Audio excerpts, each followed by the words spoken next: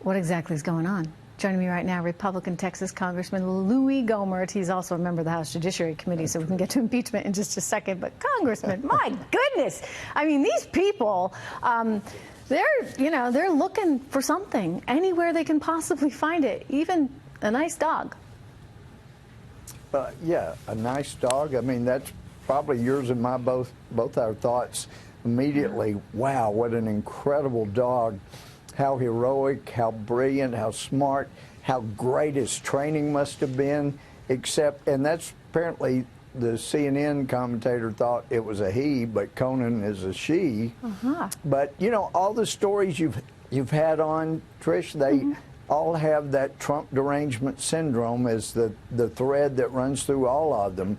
They just can't get over the fact that Donald Trump is president, and one of the classiest persons I've ever met is just being torn down. And it goes back to this hatred, this derangement that people have over Donald Trump. It's incredible. It keeps them from being as intelligent as they might otherwise have been able to be. You know, I'm a big believer in the First Amendment, freedom of speech, freedom of the press. But, you know, there comes a time when decorum matters, right? Respect matters. Yeah. And when you go out there and you boo the First Lady, like those kids in Baltimore did tonight, when you do that, you know, it reflects badly on us, I think, as a country. It shows that we don't value the office of the presidency. Exactly. I mean, you may have your differences with her husband. I think it's kind of hard to really pick your differences with her. I mean, she's just there to talk about making sure these kids stay away from drugs and opioids, and gosh darn it, they ought to welcome that kind of influence in the community anywhere, because kids don't need that stuff. But instead, to treat her like that, Representative, what does this tell you about where we are right now as a society? We're coming up on 2020, and they hate him and anybody associated with him. It's a little bit scary. I mean, when I was in college, very conservative, at a very conservative university, Texas A&M, and we enjoyed inviting liberals. We loved the back and forth, and now it's just such a vile hatred for anybody that disagrees with liberals. So it's a dangerous time and it's a dangerous place, and I think that's why we're having the impeachment hearings we are when there's nothing there. And to add on to your prior story, too, on that, you're talking about Abigail Grace and Sean Misko. They may have been involved in the effort with the whistleblower who isn't really a whistleblower. And in fact, I think when we get to the bottom of it, what we're probably going to see is that the non-whistleblower went to them scared to death because he had just heard about the call to Ukraine, to Zelensky, and wanting to get to the bottom of corruption. And let's say, run with it? You know, gee, he goes straight to these people he had worked with, that had worked with him and Biden, and goes, gosh, what's going to happen? I mean, if they really get to the bottom of it, here we are.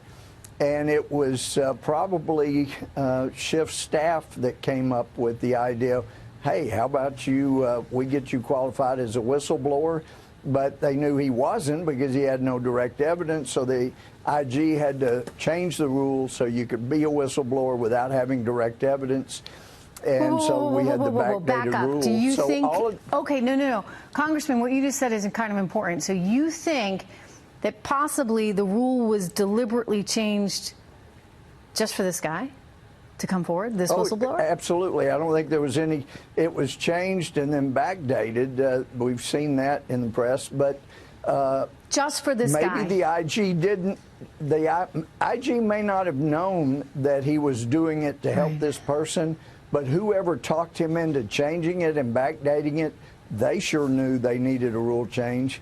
But the part of the rule they couldn't change was that you know, you have to be complaining about someone within your agency department, and the president is not in his department or agency. So in the end, if he ends up being prosecuted, normally whistleblowers can claim whistleblowing status to protect them against prosecution. Well, you know, I've talked to real whistleblowers but in his case, on this he's show. not a real whistle. Well, I was Yeah. going to say, you know, I mean, yeah. the guy Sure who have. blew the lid on the CIA torture program, he wound up in jail for nearly 3 years, right? I mean, so whistleblowers don't usually get the red carpet treatment like this one's getting, just to be clear on this.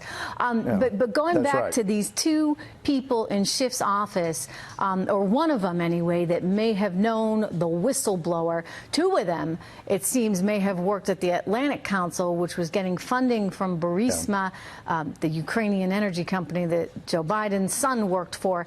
It starts to get really convoluted and really murky and really sketchy, Congressman, sketchy. Sure, and they'd all three worked at the NSC. They were friends with McMaster's, Brennan. They were tight little cabal there, and that continues. Wow.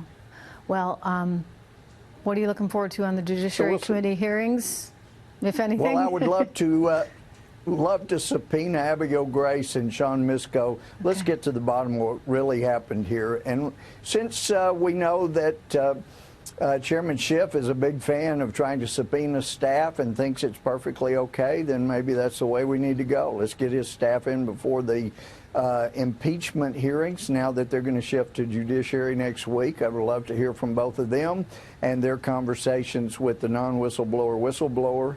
And let's see what really brought all this about. Yeah, So put it all out I'd like there. to see him Let subpoenaed. everybody know. Yeah. Congressman Louis Gohmert, exactly. thank you so much. Hey, happy